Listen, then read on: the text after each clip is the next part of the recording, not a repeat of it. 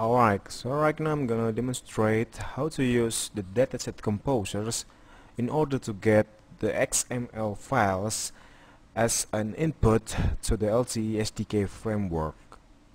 So in our LTE SDK framework, the base station and the small station needs to be initiated with their own parameters.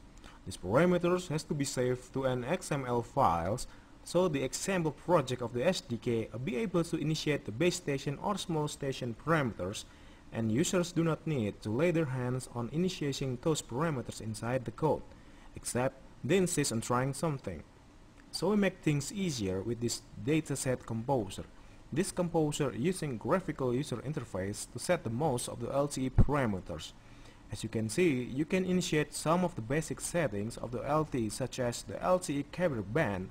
And here you can choose one option of the band among 26 other options, and also you can set some parameters of the base station or the user equipment and some of the channel, like the downlink shared channel, the hybrid acknowledge channel, the uplink shared channel, the random access channel, and also the synchronization and the cell reference signal. So to get more understandability of these dataset composers, right now I have opened one of the example of project included in our LTE SDK framework, which is a simple API test solutions.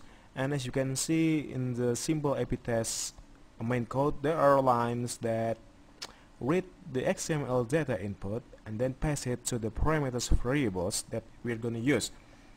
In this simulation, we'll just init three variables. The first one is the base station initialization parameters. The second one is the downlink shared channel parameters, and the last one is the hybrid acknowledge parameters. But because we don't have any XML data, so we are gonna create the XMLs using the dataset composers. So we are just gonna open the dataset composer once again, and the first thing we do is to set the base station parameters. So let's just navigate through the base init tab right here, and I'm just gonna set the most important setting right here, which is the bandwidth. And as you can see, after I change the value of the bandwidth from 5 MHz to 10 MHz, the value of the FFT size, the use subcarrier size, and the number of resource block size will change automatically according to the bandwidth that we are gonna use. And so be it, and left all the other settings as default, and then save the dataset. Now we are gonna select the location of the base station XML files to be saved, and navigate through the project locations, and by default the location of the project is the same as the location of the LTE SDK installation path. And then choose the name of the XML and click save. Okay, and let's assume that we are succeed to create the others XML. So right now we will be able to check whether the XML files were passed successfully to the simulation variable.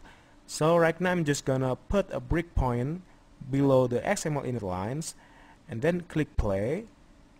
And right now you can watch the value of the variables by pointing each variables, and the value will appear shortly. And right now you make sure that there is no false number of the value for each parameters, and do this for the all variables. And after you make sure that there is no false number, continue your simulation until the end and check the status of the simulation. Thank you.